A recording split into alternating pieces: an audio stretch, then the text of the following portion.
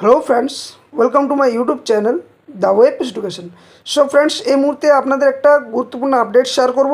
সেটা হচ্ছে রাজ্যের অস্থায়ী কর্মচারীদের কি সুদিন আসবে, বেতন বৃদ্ধি এবং সমকাজে সমবেতনের যে দাবি এবং তাদের যে স্থায়ীকরণের যে অবস্থান সেটা কি আদৌ পূর্ণ হবে। তো এটা নিয়ে বিভিন্নভাবে যে সমস্ত রাজ্যের অস্থায়ী কর্মচারীরা বিভিন্ন ডিপার্টমেন্টে কর্মরত রয়েছেন তাদের একটা আশার আলো বাঁধছেন দীর্ঘদিন ধরে। অর্থাৎ এর আগেও যখন রাজ্য সরকার ছিল ওনাদেরও কাছে বারংবার আশাকর্মী থেকে শুরু করে প্যারাটিচার থেকে শুরু করে বা আরও অন্যান্য ভিআরপি, বিএসকে, আইসিডিএস সমস্ত বর্গের যে সমস্ত অস্থায়ী কর্মচারীরা বিভিন্ন ডিপার্টমেন্টে কাজ করেন তারা কিন্তু বারংবার সরকারের কাছে নিজেদের যে আবেদন বা নিজেদের যে অবস্থা সেটা কিন্তু জানিয়েছেন, কিন্তু সেটাতেও কোনো সুরাহা মেলেনি। তো বর্তমান যেহেতু রাজ্য সরকার যে পালাবদল ঘটেছে সেখানে রাজ্যের অস্থায়ী কর্মচারীদের বিভিন্ন দিকে দেখা যাচ্ছে যে বিভিন্ন জনপ্রতিনিধিদের কাছে যাওয়া হচ্ছে তাদের ন্যায্য দাবি তোলার জন্য এবং সাথে তাদের যে স্থায়ী করা বা সমকাজে সমবেতন বা বেতন বৃদ্ধি করা এসব নিয়ে বিভিন্ন তথ্য উঠে আসছে। তো আজকে একটা আপনার সামনে তথ্য শেয়ার করব যেটা কিন্তু সংবাদ মাধ্যমে উঠে এসছে। সেটা হচ্ছে প্যারাটিচারদের নিয়ে। অর্থাৎ প্যারাটিচাররা দীর্ঘদিন ধরে যে শিক্ষকতার পেশায় যুক্ত রয়েছেন কিন্তু তাদের যে স্থায়ীকরণ করা বা তাদের যে সমস্ত সুযোগ সুবিধাগুলো পাওয়া উচিত বা দরকার সেগুলো এখনও পর্যন্ত তারা পায়নি। কারণ এই সমস্ত অস্থায়ী কর্মচারীরা তারা যে স্থায়ী কর্মচারীদের যে কাজ সেটা কিন্তু ন্যায্যভাবে করে যাচ্ছেন, কিন্তু তাদের যে ন্যায্য দাবি বা ন্যায্য অধিকার বা সমকাজে সমবেতন এই সমস্ত কোনো আপডেট কিন্তু কোনো সরকারের সময় তারা পায়নি বা তাদের কোনো সুরাহা মেলেনি। তো যেহেতু সরকার পরিবর্তন ঘটেছে সেখানে ওনাদের যে দাবি সেগুলো বারংবার তুলে ধরছেন। তো এখানে সংবাদ মাধ্যমে যে বিশেষ তথ্যটা উঠে এসছে সেগুলো আপনার সামনে একটু শেয়ার করার চেষ্টা করছি।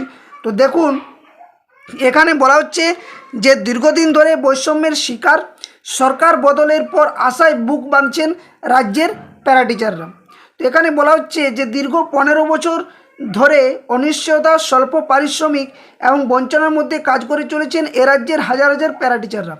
স্কুলে নিয়মিত শিক্ষকতার দায়িত্ব পালন করলেও আজও তারা পূর্ণ শিক্ষক হিসেবে স্বীকৃতি পাননি বলে অভিযোগ। তো একই কাজ করেও স্থায়ী শিক্ষকদের তুলনায় অনেক কম ভাতা, চাকরি নিরাপত্তার অভাব এবং সামাজিক সুরক্ষার অভাবে ক্ষোভ ক্রমে বেড়ে চলেছে এই সমস্ত প্যারাটিচারদের। তো দেখা যাচ্ছে যে রাজ্যের প্যারাটিচার বিভিন্ন প্রান্তে বহু বছর ধরে নিজেদের দাবি আদায়ের লক্ষ্যে আন্দোলনে নেমেছেন তারা। কখনো ধর্না, কখনো মিছিল, আবার কখনো প্রশাসনের দ্বারস্থ হয়েও স্মারকলিপি জমা দিয়েছেন এই প্যারাটিচার সংগঠনগুলি। তাদের মূল দাবি ছিল যে স্থায়ী চাকরির স্বীকৃতি, সমকাজে সমবেতন এবং অবসরকালীন কিছু সুবিধা। তবে অভিযোগ, বারংবার আশ্বাস মিললেও বাস্তব পরিস্থিতির খুব একটা পরিবর্তন হয়নি। বাম আমলে বিরোধী নেত্রী হিসাবে মমতা বন্দ্যোপাধ্যায় তাদের প্রতিশ্রুতি দিয়েছিলেন যে রাজ্যে ক্ষমতা এলে তাদের সমকাজে সমবেতন দেওয়ার ব্যবস্থা করবেন, কিন্তু 2011 সালে মুখ্যমন্ত্রী হওয়ার পর তার সেই প্রতিশ্রুতি তিনি রক্ষা করতে পারেননি। উল্টে বিভিন্ন সময় তাদের প্রত্যক্ষ পরোক্ষভাবে তাদের অপমান করেছিলেন বলেও দাবি প্যারাটিচারদের পক্ষ থেকে। তো দেখতে পাচ্ছেন কী হিসাবে দীর্ঘদিন ধরে শুধুমাত্র বঞ্চনার শিকার হয়েছেন। তো এখানে তাদের আরও কিছু বিষয় উঠে আসছে যে প্যারাটিচারদের দাবি স্কুলে শুধুমাত্র তারা পড়ানোই নয়, পরীক্ষার দায়িত্ব থেকে শুরু করে প্রশাসনিক নানা কাজেও সামলান। অথচ মাসের শেষে যে পারিশ্রমিক হাতে আসে তা দিয়ে সংসার চালানোই কিন্তু কঠিন হয়ে দাঁড়ায়। অনেকের মতে বছরের পর বছর একইভাবে কাজ করেও তারা শিক্ষা ব্যবস্থার প্রান্তিক অংশ হিসেবেই কিন্তু থেকে গিয়েছেন। তো স্কুলে স্থায়ী শিক্ষকদের সমান কখনো তার বেশি দায়িত্ব কিন্তু নিয়ে প্রাথমিকে 10,000, উচ্চ প্রাথমিকে 13,000-এর কাছাকাছি পারিশ্রমিক মাত্র তারা পেয়ে থাকেন। তো দীর্ঘদিন এই বঞ্চনার ফলে প্যারাটিচারদের বড় অংশ কিন্তু সরকারের বিপক্ষে চলে যায় এবং কি তৃণমূল সমর্থিত তাদের একটি সংগঠনের সদস্যদের একাংশ ধীরে ধীরে বিক্ষুব্ধ হয়ে যায় এবং তাদের মধ্যে বিগত সরকারের প্রতি একটা বিতৃষ্ণা চলে আসে, যার প্রতিফলন কিন্তু প্রায় বিভিন্ন সোশ্যাল মিডিয়াতে দেখা যেত। তো পার্শ্ব শিক্ষক বিজেপি নেতা ভগীরথ ঘোষের নেতৃত্বে তারা আগে অনেকবার আন্দোলন, ধর্না, প্রতিবাদ সভা করেছে, কিন্তু প্রাক্তন মুখ্যমন্ত্রী তাদের দিকে ঘুরেও তাকাননি। তাই প্রায় 70 থেকে 80% প্যারাটিচার ভোট এবার বিজেপির ঝুলিতে পড়েছে বলে মনে করছেন রাজনৈতিক মহল।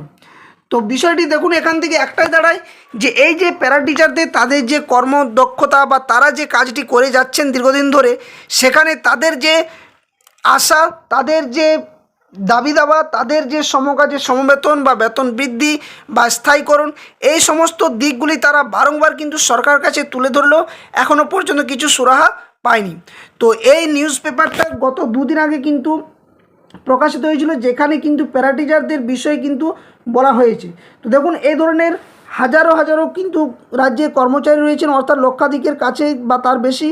কিন্তু এই সমস্ত অস্থায়ী কর্মচারীদের বিভিন্ন ডিপার্টমেন্টে, যারা আইসিডিএস থেকে শুরু করে প্যারা টিচার বা আশাকর্মী, কিছুদিন আগে আপনারা দেখেছিলেন যে গত সরকার সময় আশাকর্মীদের যে আন্দোলন, সেখানে আশাকর্মীদের যে বেতন বৃদ্ধির যে দাবি, সেটা কিন্তু বলেছিল 1,000 টাকা মাত্র বাড়ানোর কথা। সেটাও কিন্তু এখনও পর্যন্ত রাজ্য সরকার তরফ থেকে, যে গত সরকার, সেটা কিন্তু ভোটের আগে মুহূর্ত পর্যন্ত দিতে পারেনি।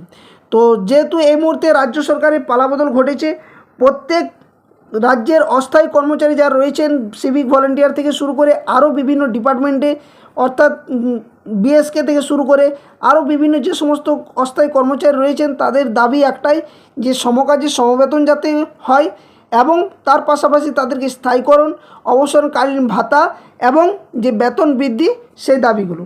তো এই মুহূর্তে দাঁড়িয়ে যেহেতু রাজ্যের সরকারি কর্মচারীদের যে ডিএ মামলা, সেটাও কিন্তু এখনও পর্যন্ত নিষ্পত্তি ঘটেনি। এবং আপনারা দেখেছেন যে গত দুদিন আগে যে রাজ্যের কর্মচারীদের যে ডিএ বৃদ্ধির ব্যাপারে, সেটাও কিন্তু এখনও পর্যন্ত কোনো সুরাহা মিলেনি। সাথে সাথে সপ্তম পে কমিশন, সেটার কিন্তু একটা অনুমোদন মিলেছে। তো এক্ষেত্রে আপনাদের যে দাবি, সেটা কিন্তু আপনারা বারংবার তুলে ধরুন, যাতে করে অস্থায়ী কর্মচারী যারা রয়েছেন, যারা দীর্ঘদিন ধরে কাজের সাথে যুক্ত এবং যারা স্বচ্ছভাবে নিয়োগ পেয়েছেন, তাদের আমি অন্তত বলবো যে তাদের যাতে বেতন বৃদ্ধি এবং সমকাজে যে সমবেতন সাথে স্থায়ীকরণের একটা আবেদন জানানো। এবং আপনারা নিজেদের সংগঠনের মধ্য দিয়ে বলা যায় যে আপনাদের যে দাবি দাবাগুলো, সেগুলো বারংবার তুলে ধরুন, যাতে করে সরকার যে আশা দিয়েছিলেন ভোটের আগে মুহূর্ত পর্যন্ত, যে সমস্ত অস্থায়ী কর্মচারীদের স্থায়ীকরণ বা সমকাজে সমবেতন দেওয়ার, বারংবার কিন্তু এই প্রতিশ্রুতিগুলো দেওয়া হয়েছে। যাতে এগুলো বাস্তবায়িত হয়, সেই লক্ষ্যে আপনারা কিন্তু এগিয়ে চলুন। যাই হোক, এইটুকু তথ্য আপনার সামনে তুলে ধরার ছিল। এই ধরনের আপডেট যথাসময়ে আপনারা পেয়ে যাবেন এবং বিভিন্ন যে তথ্যগুলো উঠে আসছে, সেগুলো সঠিক সময়ে আপনারা ভিডিও ডেসক্রিপশন বক্সে দেওয়া যে অফিসিয়াল টেলিগ্রাম চ্যানেল লিঙ্ক এবং অফিসিয়াল ফেসবুক পেজে লিঙ্ক দেওয়া রয়েছে, সেখানে যুক্ত হয়ে যাবেন। ওখান থেকেও কিন্তু পেয়ে যাবেন সঠিক সময়ে সঠিক আপডেট, একদম অথেন্টিকভাবে আপনার সামনে তুলে ধরার চেষ্টা করব। এবং সকলের পাশে এই চ্যানেল রয়েছে, আপনারাও পাশে থাকুন, চ্যানেলটি সাবস্ক্রাইব করুন, ভিডিওটি লাইক ও বাক্সে শেয়ার করুন, যাতে সকলে অস্থায়ী কর্মচারী যারা রয়েছেন, যাতে তাদের স্বচ্ছভাবে যে নিয়োগ যে দাবি, সেই নিয়োগের দাবিটাও যেমন তাদের থাকে, এবং সাথে সাথে যাতে কোনোভাবে দুর্নীতিপরায়ণভাবে যে সমস্ত অস্থায়ী কর্মচারী রয়েছেন, তাদের যাতে এই সুযোগ সুবিধা থেকে বঞ্চিত রাখা হয়। এবং যারা স্থায়ীকরণের দাবি তুলছেন বারবার, যারা যোগ্যতার ভিত্তিতে চাকরি পেয়েছেন কিন্তু এখনও পর্যন্ত অস্থায়ীভাবে রয়েছেন, তাদের যাতে স্থায়ীকরণ করা হয় এবং সমকাজে সমবেতন দেওয়া হয়। তো ভিডিওটা বেশি লেন্দি করছি না, সকলে সুস্থ থাকুন, ভালো থাকুন। পরবর্তী যে কোনো আপডেট পেতে অবশ্যই চ্যানেলটি সাবস্ক্রাইব করে পাশে থাকা বেল নোটিফিকেশন অন করবেন।